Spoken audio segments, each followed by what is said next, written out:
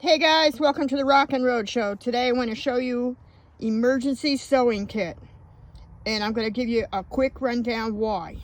You want a lighter, because the lighter can be used for 100 different things, one of which is to cauterize the end of your strings to keep them from pulling so you don't have to keep sewing. You want an emergency pair of tiny pliers. They're also used sometimes for sutures, emergencies, broken jewelry, all kinds of different interesting things, splinters. There's a ton of different small stuff on this actual pair of pliers here you can use for other different tools like a fingernail file and a tiny knife.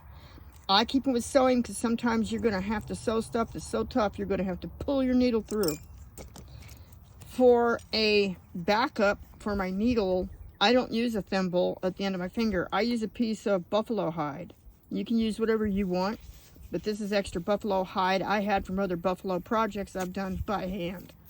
I've made boots by hand, tents by hand, furniture by hand. I've covered cars. I've done upholstery, curtains, tents, couches, chairs, shoes, and buffalo hide's real big and thick and strong. And you can back up almost anything and it won't go through it and puncture your hand. That's what I use. Also, it's nice to have a little tape measure. You don't know when you're going to run into an interesting situation where you need to tape off and figure out if you're going to drag that tree a mile before you use it, or if you're going to measure a car part, or measure, I don't know, whatever else makes you happy. Broken things you've got to fix. It always helps to have a jacket pull. I keep several jacket pulls. They go into your zippers so you can pull stuff that are great for when your fingers hurt, or you've had an accident, or you have arthritis, or you just need to grab something quicker, faster, easier, or you need to know which zipper you really want to deal with. These actually are really nice too. I keep a lot of these, and they're a spring-loaded clip. And you can use them for pulling and tying and jerking and tying off, and using them for heavy duty stuff. They're pretty tough. You run your string through, you push down, run your string through, it goes out the other end. And when you release it, that spring holds that string in there. Or rope, small pieces of rope, or parachute cord. It helps to have some type of a sewing owl. Sewing owls are used for all kinds of different interesting things. For poking holes in on your sides. You're going to make new sides of your chairs. You're going to do some sewing on something thick, and you need to have a bigger hole for your needle. That's what that's actually used for. You can use it also for making your shower lid for your porta shower. You take the lighter, you burn the end. Make sure the end gets nice and hot, and then poke a hole through your lids to make that porta shower. You can also use it for serious digging. If you had to dig out a bullet, you had to dig out a huge splinter. When the heat gets on the end of this, it cauterizes that and makes it extremely clean. If you don't have peroxide and you're in an emergency. Scissors. These ones are really hard to get now. They don't make them anymore. They came out of China. They used to be really nice scissors. I don't even see them anymore. And they used to be like $1 a pair. These are a standard leather or rendezvous, mountain man kind of thing. But the Chinese used to make them for like about $1. Now you can't even get them anymore. I think a good pair of scissors, because there's so much cutting you're going to end up doing. Cutting cord or material or blankets or carpet or car parts or plastic. The list goes on. Now I have another pair of scissors, but this is just for the sewing kit to get you started. So you always have your sewing kit ready to go. Thread, I just use some, I use a standard black. I just carry that with me, and if I have more space, more time, more room, then I get other really small thimbles of different multicolored threads for specialty stuff, but you don't really freaking need it. Just carry some standard black to save some space, and you want to carry a symbol of fishing line, because fishing line can be used for sewing, and it can be used for sutures, and it can be used for fishing. This is what I use for my needles. These are not too hard to get, but the prices have gone way up. They're like $10, $15 a piece now online. Some of them are made out of titanium, some of them are not. It's a screw-on lid. You look down in that jar. I've got a ton of needles, and it's called a dry jar, or a dry canister, or a pill bottle, a pill container. I've gone through different sizes in my lifetime. I'm 64 now, and I've gone through different shapes and different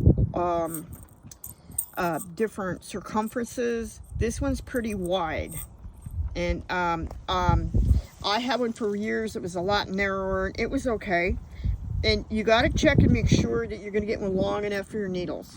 I'm going to show you a needle supply real quick. I have to put the phone down, because when you're carrying your emergency sewing kit, you want to have a really good supply of different kinds of needles. Needles for sewing. I can't get this iPhone to do its job again. Oh my God, these are such a piece of crap. It's unbelievable. And I don't want to drop these needles. Sewing needles come with different ends. There's big ones, thick ones, little ones, and different eye hole sizes. And those are real important, because sometimes you can see and sometimes you can't. If it gets kind of dark, you can't see very well, you're going to want one of them with the big eye needle in it. They also come with different ends. They have a different type of end on them. Some of them are good for canvas, some of them are not good for canvas. Some of them are good for upholstery, some of them are good for leather. There's different types of needles that are used for different things. You just got to look at it, use some common sense, pick out a type of needle you're pretty sure isn't going to break, and you can thread it and get the thread into it. That's what you're looking for. Also, in my sewing kit, my sewing needle jar that I use, that I deal with, I carry a piece of wire, because a lot of times if you're out and you have to restring something, or you've got it comes from Native American beadwork is what it comes from, and it's just a real super fine, super thin wire. Let's see if I can get it up against a black surface so you can see it on this piece of shit iPhone. Oh my God, I can't believe it. You can use it as a needle, believe it or not, and it's easier to use wire a lot of times to thread it through and pull, especially if you're doing beading. I was going to show you one more needle real quick and see if I can get it on the camera here, because this is really important. There's one that's very specific. It looks like a triangle at the end. It looks like an actual triangle shape, and they used to be called a buffalo hide needle. Now I think they're actually called an upholstery needle. I've had them upholstery shape, and they're like a half, like a rainbow, like a half circle. And those are good for sutures, and upholstery. Here we go. Let's see if I can get iPhone to do its job. It's not. Oh God. I don't know if you can see this. I'm trying to show it to you on an iPhone. It's an iPhone 15, and I've already got it turned up and cranked up for small items. It's just not doing its job. You might be able to see that it's almost like if you're in sword play, like the end of your epi blade. It is a triangle shape. Well, they'll go through almost anything, literally. Cardboard, leather, like I showed you the big thick piece of buckskin, small thin pieces of metal like aluminum or tin, and so these are like good different types, and this is like one of the best, I think. I don't use it for everything, but you could. If that was your only choice, you could. This is the top needle. And in that I can't really, I don't think I'm set up to show you how to sew, but sewing's pretty easy.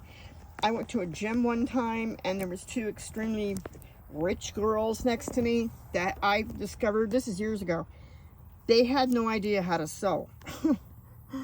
Yeah. So there's a hole at the top of these needles, and you want to get a thread through there. Yeah. Then after you get the thread through the top of the needle, you're going to have to tie a knot into it. And you can just roll it around in your fingers until it gets like a fat lump, and then pull it so you have that knot. So you've got a piece of thread on your needle through that hole, and it's tied on there. And then you sew in and out. That's basically what you do. You go in, and then you pull it up and out. And you go in, and you pull it up and out. And when you get to the end of that thread, and you're pulling on it, and it's at the end, and you got to get that needle back off there, then you're going to have to pull in and out and loop, pull your needle through the loop to make another knot, to then pop that needle off of there. You can cut it with a scissors, or you can carefully just pop it, pull it, break the thread. So that's the best way I can show you to sew right now. That shouldn't be complicated. It just shouldn't be. But evidently, I guess they don't teach that stuff anymore. They don't teach home ec. They don't teach shop. They don't teach woodcraft. I guess they don't teach any of that stuff in school, and they teach you weird, stupid shit that's not even true. That makes no sense if you have common sense, or you're thinking about books you've read or movies you've seen, people you've talked to, old people like me. You find out later that that stuff's not right. That's not even right. Anyhow, that's it for that sewing bit for today. I wanted to hurry up and get this done before it gets any darker. And you always want to have an emergency sewing kit, just in case. You wouldn't believe what you could use that for. Yeah, jewelry repair, auto emergencies on the interior, just stuff around camp. Because with my shower curtains here, I have two sections. I actually sewed them and put them together and made a huge one that goes on the back of the Hummer and keeps the mosquitoes out when the hatch is up. Well, guys, don't forget to click and subscribe. Subscribing is free. According to YouTube, I only have 1 subscriber. Yep, that's my buddy. It lives in Texas. I have another buddy who lives in Kentucky. She swears to God she's a subscriber, but YouTube doesn't have her. I don't know what the hell YouTube's doing. And I've been around since 2021, so if you back up and see some of my old videos, you will see and hear and know what in God's name is going on. I also have an eBay page channel. That's Tequila Sun Trading with 2 capital T's. It's all one word. There's my sun puppet. What are you doing, sun puppet? Mama's baby. There's the star of the show. That's the star. You're not gonna be looking at me. I'm not star quality anymore. But he is. Mama's little sunny bunny. That's my boy.